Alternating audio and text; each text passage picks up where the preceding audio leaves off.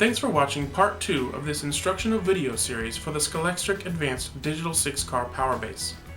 If you haven't already watched part 1, please go back and watch that first, because I will assume you already understand how to use the basic features of this Powerbase.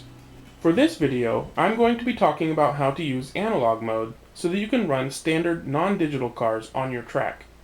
This is a great feature for those with a lot of cars that aren't already digital, or for those who want to use the advanced features of this new Powerbase in their analog track. In the last video, I left the Powerbase in basic mode. In order to use analog mode, we need to access the advanced features in the Powerbase's professional mode. To switch to professional mode, plug in your power supply and watch the screen. When it shows basic, press the right arrow to change to Pro for professional. Professional mode looks just like basic mode after it boots up, but now we have access to all the really cool features of the Powerbase.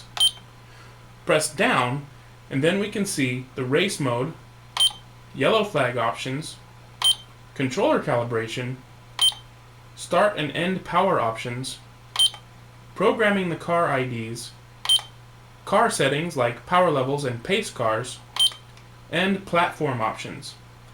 Platform options are where we can change the Powerbase from the default digital mode to the optional analog mode. Now we press the down arrow to enter the platform options, and right away the Powerbase reminds us that we have only one power supply connected. With one power supply, we can only use one lane at a time in analog mode and have some fun beating our best lap times. If we add a second power supply, which I'll do later, we can use both lanes at the same time and have a race. Before we can change any options, we need to set the Powerbase to analog mode by pressing the Enter button. The first analog mode option is called Gear. This lets us change the direction of travel for the cars, either left or right. Press the down arrow, and then use the left or right arrows to change between left or right. The default of left means the cars will travel from left to right across the Powerbase track. Choosing right means the cars will travel from right to left as they cross the Powerbase track. I'm going to choose right because I prefer the cars to run clockwise in my layout. Press the Enter button to save the setting. We can also choose which lane will have power with the Use Lane option. Press the left or right arrow to access that option. Press down, and then left or right to choose lane 1 or lane 2. Lane 1 is the lane closest to the Powerbase, and lane 2 is the other lane. A car in lane 1 is always controlled by the handset plugged into the first jack. A car in lane 2 is always controlled by the handset plugged into the second jack. I'm going to choose lane 1 for now. Remember to press the Enter button to save the setting. Now that we're done making changes to the settings, we can go back to pre-race mode by pressing the up arrow a couple of times. We can now take our standard analog car and place it on the track and control it. We can have a lot of fun with one car at a time, such as trying to beat our best lap times with all the cars in our collection. But the real fun starts with both lanes active at the same time. To use both lanes in analog mode, we need a second power supply, just like the first one. As soon as we plug it in, the Powerbase automatically knows that there are two power supplies, and immediately makes both lanes powered and ready to go. We don't have to go in and change anything. If we were to go back and look,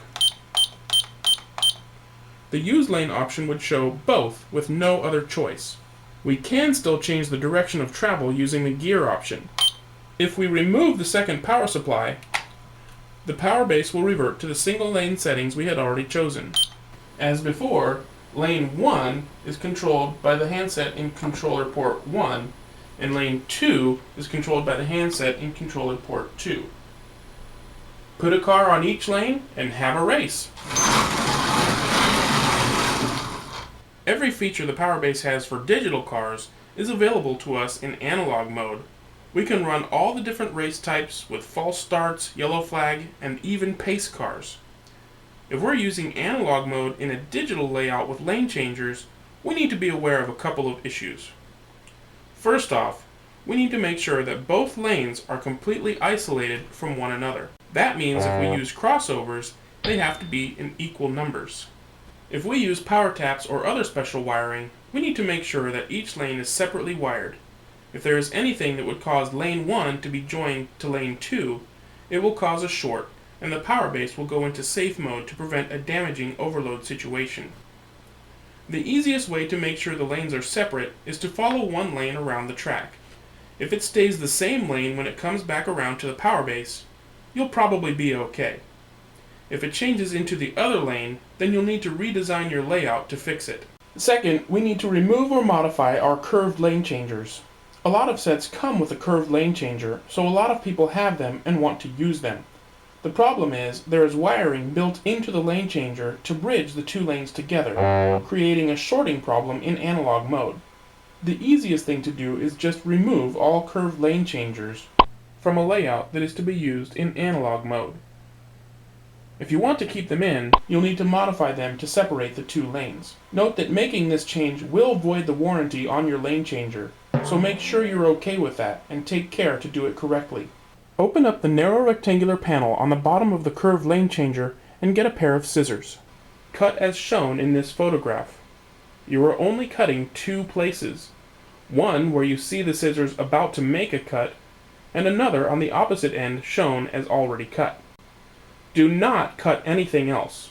The lane changer will still work in digital mode and will not cause problems in analog mode. There is no need to modify straight lane changers, so they can be left in a layout that is to be used in analog mode without concern. Finally, we want to make sure that all of our lane changers are set for the cars to go straight through without changing lanes.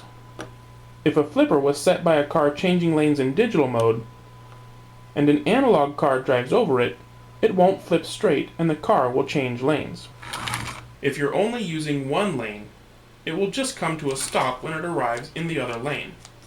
But if you're driving both lanes and having a race, then your car will suddenly be controlled by your opponent, leading to a crash or worse, losing the race. If you have curved lane changers in your layout, it's best to run in the same direction as digital cars would, and to put a small piece of tape on the flipper to hold it to one side, preventing a car from accidentally changing lanes.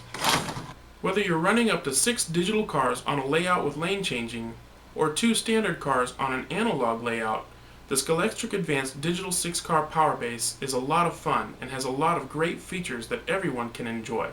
To find out how to use some of those great features, such as pace cars and yellow flag mode, check out the other videos in this series.